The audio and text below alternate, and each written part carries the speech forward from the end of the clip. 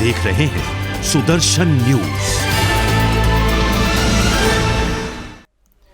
नमस्कार, आप देख रहे हैं सुदर्शन न्यूज और आपके साथ मैं हूं दीपक कुमार। समाजवादी पार्टी में स्वामी प्रसाद मौर्य समेत अन्य पिछड़े नेताओं के शामिल होने के बाद राज्यसभा सांसद बृजलाल ने सपा पर तीखा हमला बोलते हुए कहा कि समाजवादी पार्टी वो पार्टी है जो आतंकियों के मुकदमे वापस लेती है और कानून व्यवस्था कायम करने वालों पर ही उल्टे मुकदमा लगाती है।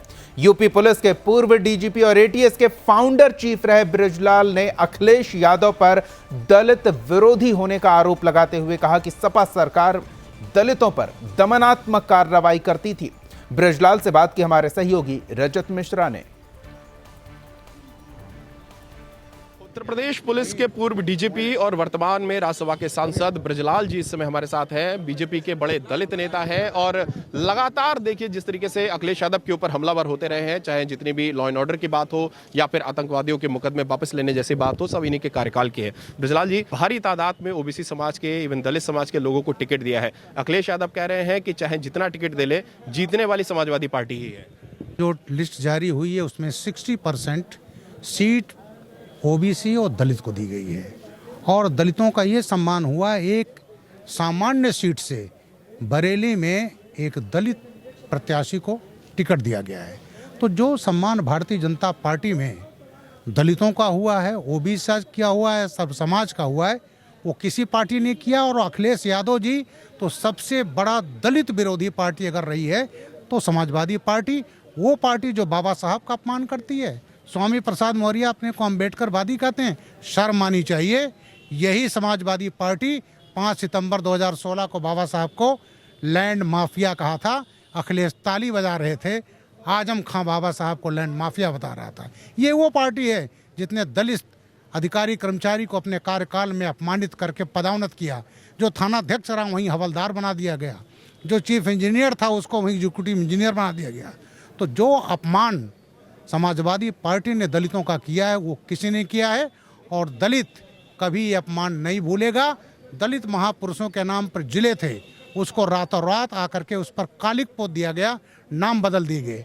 तो दलितों का, हमारे महापुरुषों के नाम से चिढ़ने वाले, नफरत करने वाले, इनको कभी दलित और ओबीसी कभी माफ नहीं करेंगे। जी, जिस तरीके से अखिलेश यादव की सरकार के कार्यकाल में आतंकियों के मुकदमे वापस हुए, आप तो उसके खुद के स्वयं के भुक्तभोगी हैं। आपने मायावती के साथ भी काम किया, अखिलेश यादव के साथ भी काम किया। क्या कार्यप्रणाली थी वो आप बखूबी जानते हैं। आपको लगता है कि जो बातें की जा रही हैं कि लॉ एंड ऑर्डर बहुत खराब है उत्तर प्रदेश का, लगातार अपराध हो रहे हैं, कितना दम? मैंने 37.5 वर्ष वर्दी पहनी है और जो मुकदमे वापस करने की बात कर रहे हैं, मैं 4.5 साल एसटीएफ का चीफ रहा, एटीएस का फाउंडर चीफ रहा हूँ। अब आ जाऊँ आतंकवादियों के मुकदमे का। बड़ी बड़ी घटनाएं हुई और मैं ही एडीजी एसटीएफ था, एडीजी लॉ एंड ऑर्डर था, क्राइम का था। एक मैं बताऊंगा, 2 केसेस बताऊंगा, इससे आप समझ सकते हैं इनका आतंकवादी प्रेम। 15 इन्होंने आतंकवादी मुकदमे इन्होंने वापस लिए थे और उसमें एक मुकदमा था रामपुर अटैक, वो हुआ था 31 दिसंबर 2000 मैं एडीजी लॉ एंड ऑर्डर था। इंडिया कमांडर सवाउद्दीन को मैं पकड़ लाया था। पाकिस्तानी फिदाइन लश्कर तोयबा के, हाफिज सईद के, मुजफ्फराबाद में ट्रेंड, उन सबको हम पकड़ लाए थे और चार्जशीट लगाया। और अखिलेश ने जब आए वो मुकदमे वापस लिए। कोर्ट ने ऐसा थप्पड़ मारा इनको कि वो केस का ट्रायल हुआ, 4 को फांसी की सजा, 1 को आजम कारावास, 1 को 10 साल की सजा। इसी तरह कचहरी ब्लास्ट हुआ था, न्याय के मंदिर पर ब्लास्ट हुआ था, लखनऊ, अयोध्या और वाराणसी। उस मुकदमे के भी आतंकवादियों का मुकदमा वापस लिया, उसमें भी कोर्ट ने आजम कारावास दे दिया। एक उसी का एक आतंकवादी खालिद मुजाहिद अयोध्या कोर्ट से लौट रहा था, बाराबंकी में लू लगने से मर गया और अखिलेश ने मेरे खिलाफ 18 मई 2013 को मर्डर का मुकदमा कायम किया। हमारे 42 पुलिसकर्मियों के साथ मुकदमा कायम किया। तुष्टीकरण की हद कि साहब बृजलाल को जेल भेज दो तो पूरा जो है मुस्लिम समाज जो है समाजवादी को वोट देगा। तो ये जो आतंकवादियों को पालने वाली, अपराधियों को पालने वाली, ये कभी देश को भी समाजवादी पार्टी को माफ नहीं करेगा और इनके तो डीएनए में गुंडे ही है। एक अंतिम सवाल आपसे बृजलाल जी, ये जो इंपोर्ट एक्सपोर्ट का खेल इस समय अखिलेश यादव खेल रहे हैं, धड़ाधड़ बाहर से आपके यहाँ से जो हटाए जा रहे हैं उनको वो अपने यहाँ एंट्री दे रहे हैं, इसका कितना असर आप देख रहे हैं कि उनको मिलेगा या नुकसान आपको होगा? नुकसान तो अखिलेश यादव का ही होना है, क्योंकि ये लोग जो जा रहे हैं इनको मालूम था इनको टिकट नहीं मिल रहा है, तो जब टिकट नहीं मिलना तो भाग कर उनके यहाँ चले गए, तो उन्होंने दिया है। और जो मैंने एक अभी स्वामी प्रसाद मौर्य का बयान देखा कि अम्बेडकरवादी मिल करके और अखिलेश को मजबूत करेंगे, अरे उनको शर्म आनी चाहिए उनको अम्बेडकरवादी कहने में। जिस पार्टी में अम्बेडकर का अपमान हो रहा है उसको वो आदमी कह रहा अम्बेडकरवादी, जहां दलितों को सबसे ज़्यादा नुकसान किया गया। तो ऐसे लोग जो गए हैं अपने स्वार्थ में, और स्वार्थ पब्लिक जानती है, वो भले सपने देख रहे हों लेकिन जो हाल होगा बुरा हाल, वो बाद में वो पछताएंगे और देखेंगे क्या हुआ।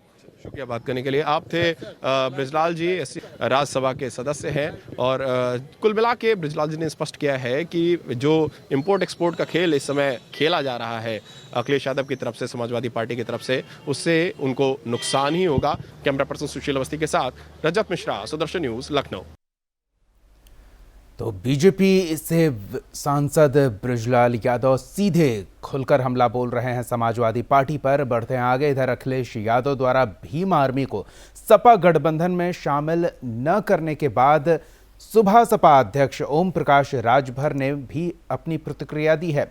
उनका कहना है कि भाजपा को हराने के लिए भीम आर्मी को सपा गठबंधन में शामिल कराना जरूरी है, इसलिए वो अखिलेश यादव को समझाकर भीम आर्मी को भी गठबंधन का हिस्सा बनवाएंगे। वहीं समाजवादी पार्टी की मान्यता समाप्त करने को लेकर सुप्रीम कोर्ट में पड़ी पीआईएल पर हमलावर होते हुए ओम प्रकाश राजभर ने कहा कि भाजपा ने कई अपराधियों को विधानसभा और विधान परिषद भेजा है, ऐसे में पीआईएल का कोई अर्थ नहीं होता। उनसे बात की हमारे सहयोगी रजत मिश्रा ने।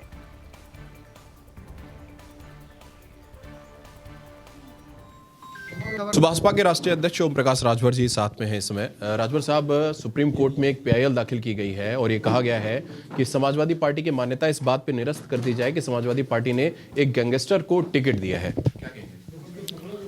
जब माफिया को भारतीय जनता पार्टी एमएलसी बनाती है तब पीआईएल क्यों नहीं दाखिल करती है? एमएलसी है ना माफिया भारतीय जनता पार्टी से, वो करें तो रासलीला, हम करें तो करैक्टर ढीला। बुरा लग रहा है उनको। पीआईएल दाखिल करने वाले को मोतियाबिंद हुआ है। पहले वो अपने झांक के देखे कि एमएलसी जिनको बना 106 मुकदमे हैं, माफिया डान हैं, पहले वो अपने तरफ झांक के देख लें, उधर बाद में पीआईएल दाखिल करें।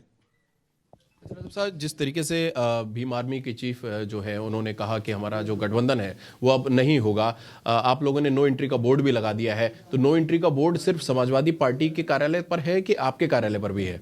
नहीं, हमारे कार्यालय पर नहीं। आप देखे होंगे इधर कि यहाँ लिखा हुआ है कि मास्क लगा के अंदर आइए। ठीक है, हमारे यहाँ ये बोर्ड लगा है कि कृपया मास्क लगा करके अंदर प्रवेश करें, कोई रोक नहीं है। हमारा अभी प्रयास जारी है, हम खुद बात कर रहे हैं और आजकल में माननीय अखिलेश यादव जी से भी मिलेंगे और समझाएंगे और प्रयास करेंगे कि बीजेपी को सत्ता से बेदखल करने के लिए भाई चंद्रशेखर जी भी प्रयासरत हैं, हम भी प्रयासरत हैं, आप भी प्रयासरत हैं, हम सब लोग माननीय अखिलेश यादव को मुख्यमंत्री बनाना चाहते हैं। तो उसमें किसी को क्यों छोड़ा जाए, सबको साथ ले लिया जाए, क्या दिक्कत है? अच्छा, बड़े चेहरे तोड़े आपने राजभर साहब, जिस तरीके से पिछले कुछ दिनों में देखा गया। अब कौन ऐसा कोई बड़ा चेहरा भी और भी पाइपलाइन में है जो आप उधर से इधर खींच के ला रहे हो? ये नाम तो नहीं बताएंगे, लेकिन बड़ी हस्तियां संपर्क में हैं और जल्द ही आपके टीवी पर, स्क्रीन पर जब तक नाम नहीं आ जाएगा तब तक हम नाम नहीं बताएंगे। कितने चरणों में आप जा रहे हैं, क्योंकि टिकटों का बंटवारा भी आपका भी अनाउंस नहीं हुआ समाजवादी पार्टी के साथ, तो आपका बंटवारा कब होगा और कब ये भी पता चलेगा कि आप कितनी सीटों पे आ रहे हैं? देखिए, हम चौथे चरण में चुनाव लड़ेंगे, 5वें में लड़ेंगे, 6वें में लड़ेंगे, 7वें में। 7वें चरण में फाइनल हो जाएगा कि इतनी सीट पर हम लड़ रहे हैं, चरणबद्ध तरीके से। जो हमारे मोर्चे में साथी हैं, तो जहाँ जहाँ जिनका प्रभाव है जिस चरण में, वहीं बात हो रही है कि इस चरण में इनका फाइनल कर दिया जाए, इस चरण में ये लोग हैं तो इनका फाइनल कर दिया जाए, इस चरण में ये लोग हैं तो इनका फाइनल कर दिया जाए। चरणबद्ध तरीके से फाइनल सीटों का हो रहा है। राजौर से एक सवाल और है कि अखिलेश यादव कह रहे हैं कि गठबंधन तय करेगा कि उनको चुनाव लड़ना है, और अगर लड़ना है तो कहां से लड़ना है। आप गठबंधन का बहुत मजबूत और बड़ा हिस्सा है, तो आपके हिसाब से क्या अखिलेश यादव को चुनाव में जाना चाहिए विधानसभा के, और जाना चाहिए तो किस सीट से उनको उतरना चाहिए? क्या सीधे योगी आदित्यनाथ के खिलाफ गोरखपुर से चुनाव लड़ना चाहिए? जब योगी आदित्यनाथ को मुख्यमंत्री बनाया गया था तो क्या उनको चुनाव लड़ाया था लोगों ने? भारतीय जनता पार्टी ने चुनाव लड़ाया था। मैं उनका सहयोगी दल था उस समय।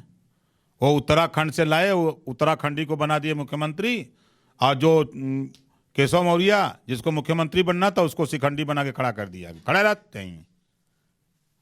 तो कोई जरूरी नहीं है चुनाव लड़ना। मुख्यमंत्री बन के फिर लड़ा जाएगा जहां लड़ना होगा। क्या दिक्कत है? तो आप ये कह रहे हैं कि अखिलेश यादव चुनाव नहीं लड़ेंगे? हमारे भाई पूरे प्रदेश में चुनाव प्रचार करना है, तो क्या दिक्कत है? मुख्यमंत्री बनना है, तय है, फाइनल। तो बाद में लड़ जाएगा। नहीं, बिना लड़े हुए एमएलसी बन जाएंगे। क्या दिक्कत है?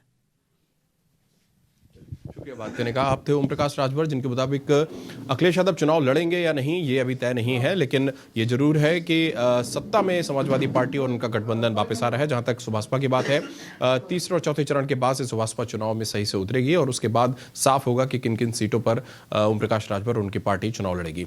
कैमरा पर्सन सुशील अवस्थी के साथ रजत मिश्रा, सुदर्शन न्यूज।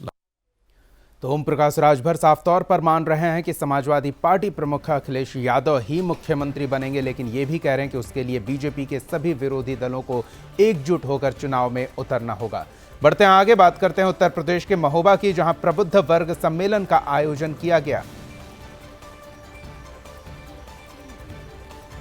प्रबुद्ध वर्ग सम्मेलन में बीजेपी सांसद अनुराग शर्मा ने हिस्सा लिया और यहां उन्होंने बीजेपी की नीतियों के बारे में बताया। इस दौरान उन्होंने पार्टी छोड़कर जाने वाले मंत्री और विधायकों पर कहा कि ये लोग 5 वर्ष तक सत्ता का सुख लिए और जैसे ही आचार संहिता लगी पार्टी छोड़कर चले गए। ऐसे लोगों को जनता कभी स्वीकार नहीं करेगी।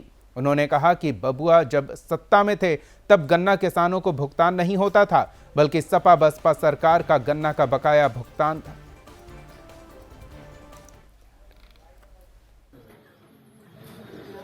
एक ही भारतीय जनता पार्टी का उद्देश्य है कि हर गांव में, हर घर में हमारा जो विचारधारा है, जो हमारा संदेश है लोगों को, वो पहुंचने का कार्य करें। प्रबुद्ध सम्मेलन के माध्यम से जो प्रबुद्ध लोग होते हैं, ऐसे सम्मेलनों में आते हैं, ये पार्टी की विचारधारा को आगे बढ़ाने का कार्य करते हैं, तो इसका बहुत लाभ है। यूपी के गाजीपुर में विधानसभा चुनाव को संपन्न कराने को लेकर जिलाधिकारी एमपी सिंह की अध्यक्षता में बैठक हुई। बैठक में जिलाधिकारी ने सभी जोनल और सेक्टर मजिस्ट्रेट को अपने दायित्वों को लेकर गंभीरता से कार्य करने का निर्देश दिया। इस मामले में जिलाधिकारी ने सभी अधिकारियों को निर्देश दिया कि किसी पार्टी के लिए पक्ष या विपक्ष में नहीं बोलना है। सामने वाले को यह महसूस होना चाहिए कि आप निष्पक्ष कार्य कर रहे हैं। इसी के लिए आपको मजिस्ट्रेट का पावर दिया गया है। सभी अधिकारी पहले से ही अपने अपने क्षेत्रों का भ्रमण कर लें, जिससे वहां पहुंचने में कोई कठिनाई न हो। पूरे निर्वाचन की प्रक्रिया में सेक्टर मजिस्ट्रेट का महत्वपूर्ण कार्य होता है।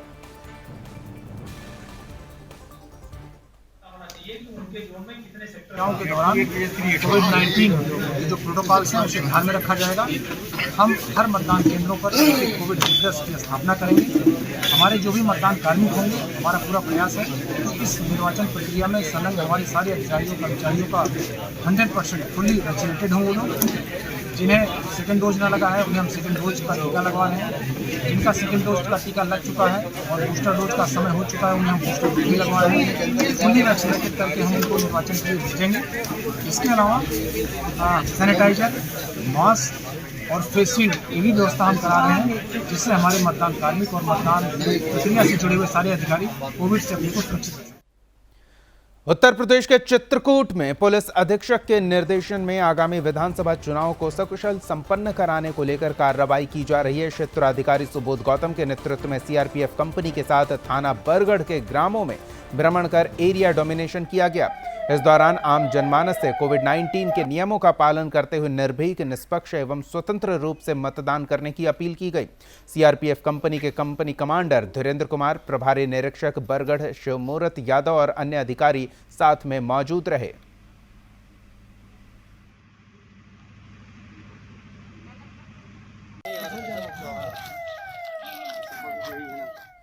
उत्तर प्रदेश के उरई में पुलिस टीम को बीते दिनों पेशी पर आए आरोपी फरार हो गया था और उसके गिरफ्तारी को लेकर पुलिस प्रयासरत थी और इसमें पुलिस को कामयाबी मिली।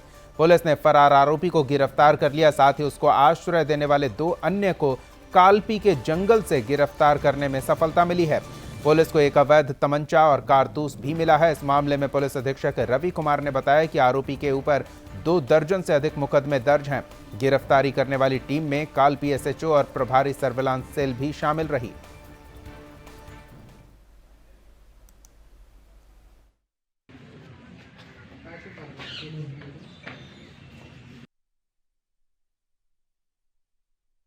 देखिए, जैसा कि आप सभी जानते हैं कि 4 जनवरी 2022 को थाना कालपी क्षेत्र में कालपी में कोर्ट में पेशी के दौरान एक शातिर अभियुक्त भूपेंद्र यादव वहां से जो पुलिस वाले थे उनको पेशाब का बहाना बना के उसके बाद से उनको धक्का दे के भाग गया था और जंगलों से होते हुए ये फरार हो गया था। ये प्रेस कॉन्फ्रेंस उसी संबंध में बुलाई गई है। इनको सर्विलांस और एसओजी की टीम के द्वारा काफ़ी मेहनत करने के बाद उत्तर प्रदेश के गाजीपुर में बनारस गाजीपुर हाईवे पर मृत पड़े पशु के कारण भीषण हादसा हुआ। अचानक ब्रेक लगाने से एक के बाद एक वाहन आपस में टकरा गए।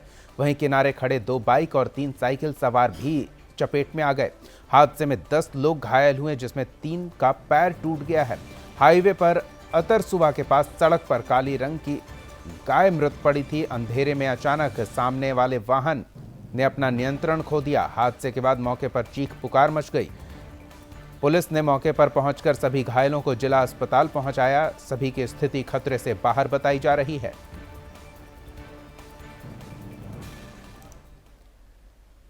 इस बुलेटिन में फिलहाल इतना ही। आप देखते रहिए सुदर्शन न्यूज। जय हिंद।